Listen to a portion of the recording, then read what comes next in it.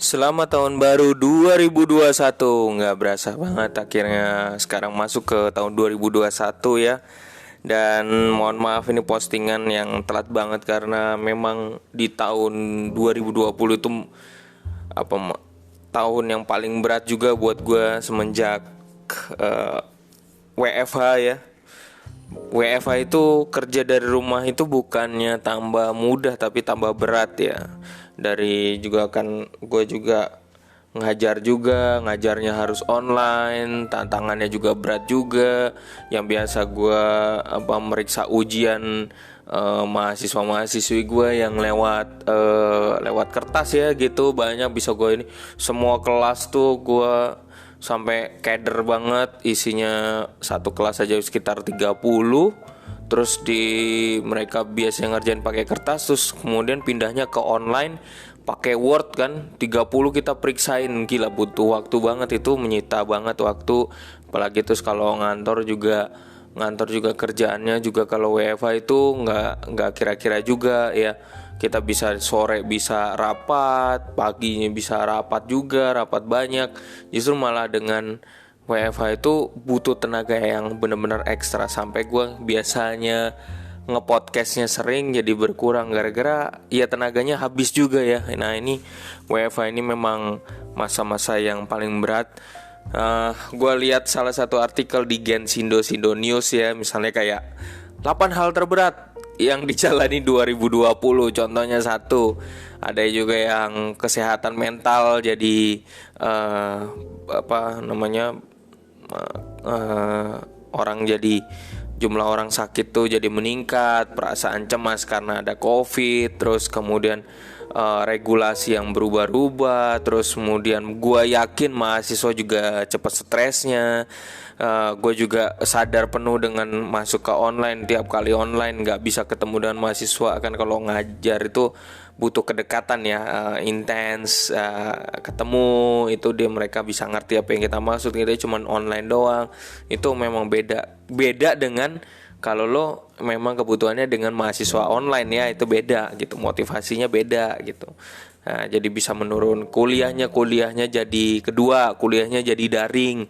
Yang tadinya bisa ketemu sekarang benar-benar totally lewat belajar, kita lewat Zoom.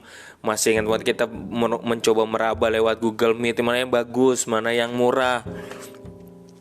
udah bikin penasaran aja ya. Dari awal itu kita ngerasain tahun 2020 ya, mulai keluar duit lagi ya kan. Biaya Zoom berapa, orang berharap gratisnya cuma 30 menit orang. Terus kemudian perusahaan juga atau akhirnya harus keluarin duit juga, banyak yang jadi kebutuhan harus keluar duit lagi. Sulit ketemu teman ya kan. Ketiga, sulit ketemu teman. Nah ya pasti kan. Keempat, sakit fisik ya, kadang-kadang apa ya, karena kita sulit bergerak, khawatir gitu dengan COVID. Kadang-kadang kita tetangga juga misalnya ada yang kena COVID, kita juga ragu gitu untuk jadi merasa kurang gerak ya. Gue tadi juga barusan ketemu di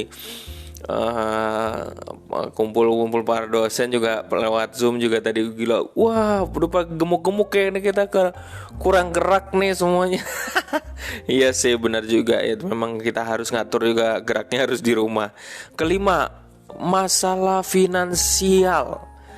Banyak orang juga kena, gue sadar, gue respect ke beberapa orang yang mungkin kena pecat gara-gara COVID ini. Terus kemudian akhirnya juga yang biasa Gojek, Gokar, gue respect sama mereka. Gojek, Gokar yang ketika lo juga lagi berjuang untuk ngumpulin duit, untuk lebih senang dengan pekerjaan yang lagi tren, Gojek, Gokar, tiba-tiba hilang begitu aja. Pekerjaan itu berkurang duitnya gara-gara adanya PSBB, geraknya menjadi berkurang. Lo biasa dapat orderannya, misalnya dalam 1 bulan lo bisa dapat nyampe 6 juta lebih, yang lo juga pakai buat cicil motor atau cicil mobil. Akhirnya lo merasa kesulitan banget, berjuang banget. Gua ngerti banget ini masalah ini, dan gua respect banget ya tentang masalah finansial. Lalu juga lo pasti merasa terisolasi kan dengan PSBB, suasana Covid ini di tahun 2020, ya kan. Itu yang keenam, lo merasa terisolasi. Lalu ketujuh, lo acara segala macam, acara lomba, acara ide-ide yang lo pengen lo buat akhirnya banyak ketunda ya. Terus dengan acaranya ketunda berarti juga ada beberapa yang gua dengar yang sebenarnya ini acara atau lomba pun yang bisa menghasilkan maksudnya pemasukan atau apa, akhirnya berhenti total. Ada perusahaan-perusahaan yang harus berjuang juga karena acara ini juga mati. Juga akhirnya mall yang harus punya penghasilan, terus akhirnya juga menjadi berkurang pemasukan untuk perusahaan ini. Jadi sektor-sektor banyak yang keserang juga ya. Lalu ke-8, sulit menjalin hubungan. Ini ya kurang lebih ya. Jadi agak karena jarak ya. Jadi kita harus respect juga nih ya. Jadi harus situasi ini nggak mudah. Oke, kalau lo mau balik lagi sebenarnya, kalau di awal banget tahun 2020 kita tuh, rumah gue tuh kebanjiran, dahsyat banget waktu itu. Itu yang momen yang paling gue ingat tahun awal 2020, diuji pakai bencana alam banjir, hujannya nggak berhenti. Dan persis di Januari ini, persis saat gue lagi podcast ini juga lagi hujan. Gue trauma soalnya gitu. Jadi gue agak trauma pas ganti tahun baru, takutnya malah kena gitu ya, ada bencana. Udah banjir, pas banget ujiannya. Setelah itu baru Covid. Kita mulai dengar situasi dia ada virus baru. Nah, waktu itu terus Covid, terus di Wuhan ya. Terus ada gempar juga, ada buku yang udah menulis virus ini di Wuhan, Cina, dan ada yang kayak gitu ya. Lalu mulai situasinya mulai chaos, terus kemudian harga jadi harga di pasar modal jadi ambruk ya, gara-gara situasi cukup berpengaruh ya. Dan ini tahun 2000. Oh iya, gue juga lihat di sini ada tren Google. Kalau teman-teman lihat di Google Trend Indonesia, ketik aja sih di Google gitu, Google Trend Indonesia, apa yang ngehit di tahun 2020. Ternyata misalnya kayak lockdown, kayak ada istilah yang mulai kita mulai sesuatu hal yang baru tentang kata lockdown, tentang kata work from home ya. Terus kemudian resesi, mulai kita juga dapat kuota belajar karena duit juga kita mulai berkurang, dan akhirnya pemerintah juga kasih kuota untuk belajar kita. Orang-orang juga mulai kenal namanya istilah virus corona, terus kemudian mulai kenal istilah PSBB walaupun masyarakat kita masih susah sulitnya. Lalu saat itu juga trending topiknya di tahun 2020 bagaimana harga masker juga jadi mahal, pemasukan duit kita juga berkurang, orang lagi berlomba membuat hand sanitizer ya, sekarang udah banyak persis ya.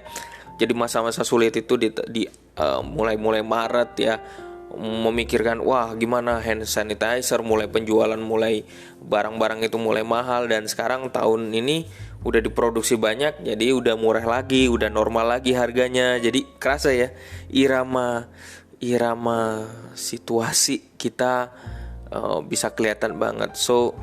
Terus kemudian di sini juga ada mulai kartu prakerja, kalau masih ingat, buat orang-orang yang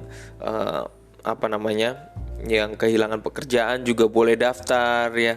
Lalu juga ada stimulus yang dikasih. Lalu juga ada ngehit waktu tahun 2020 itu uang 75.000 yang terbatas dibuat juga. Ya banyak hal-hal yang unik gitu pada tahun 2020. Kalau gue lihat lagi di sini juga bahkan yang menariknya di tahun 2020 itu ada penelusuran terpopulernya. Jadi beberapa kata kunci yang di tahun 2020 itu sangat populer banget diketik gitu. 1, virus corona dicari tahu. 2, PSBB. 3, kartu prakerja kan gitu. 4, gara-gara takut sama corona, mulai orang ngehits, mulai meledak sepeda lipat. Nah, masih ingat nggak sepeda lipat? Supaya sehat, sepeda lipat. Akhirnya orang-orang yang mampu akhirnya keluarin duit demi sehat beli sepeda, dan bener kan sekarang tren kan sepeda lipat. Waktu itu harganya jadi mahal banget. Kemudian seluruh produsen sepeda ngeluarin produknya, terus kemudian sempat jadi mahal dan sekarang udah mereda lagi gitu. sorry. Lalu juga ada hand sanitizer tuh nge-booming banget. Bagaimana cari caranya, terus kemudian bagaimana mendapatkannya, terus isinya kandungannya apa, orang banyak banget mencari tahu. Dan hand sanitizer itu bukan hanya dicari doang, tapi emang pasti di kantor-kantor tuh pasti beli bergalon-galon hand sanitizer pasti ya. Apalagi di kantor gue juga ya punya hand sanitizer tuh dibeli gitu, apalagi masker. Cuman masker kenapa nggak masuk ya, aneh, lucu juga sih nih gitu. Lalu juga mulai terkait dengan Omnibus Law juga sempat booming, dan yang terkait juga terakhir adalah Google Classroom ya. Harga biaya sekolah tetap jalan, tapi pembelajaran menggunakan Google Classroom ya. Jadi ada sekolah-sekolah yang menggunakan Google Suite, Google yang Classroom yang mungkin lebih tinggi tingkatnya, sehingga full aksesnya juga full, dan kalau free ya pasti terbatas banget, sehingga pasti harus Google Suite, sehingga sekolah-sekolah juga menggunakan itu. Jadi berarti ada biaya juga harus ke situ, dan juga para respect buat para guru yang mencoba untuk beradaptasi dengan situasi COVID ini. Walaupun gue respect terhadap para guru yang memang gak mudah, gue sadari gak mudah juga untuk mengajar kepada anak-anak SD, anak-anak TK lewat online. Pasti mereka berjuang, orang tua juga berjuang di rumah untuk, pasti banyak banget ya kesusahan gitu buat para guru.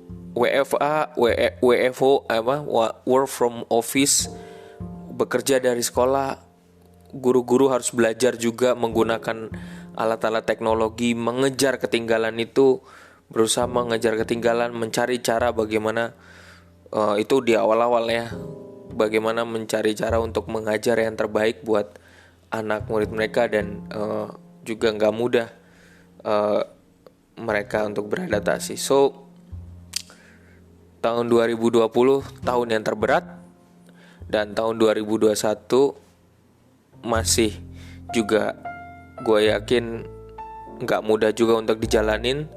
Tapi paling gak gue yakin kita udah punya ancang-ancang, kita tahu bagaimana kita berusaha untuk survive. Walaupun sekarang juga makin tambah banyak yang terkena. Yang terakhir kemarin sebelum kemarin ada diskusi di gugus COVID itu jumlahnya udah mencapai 10.000.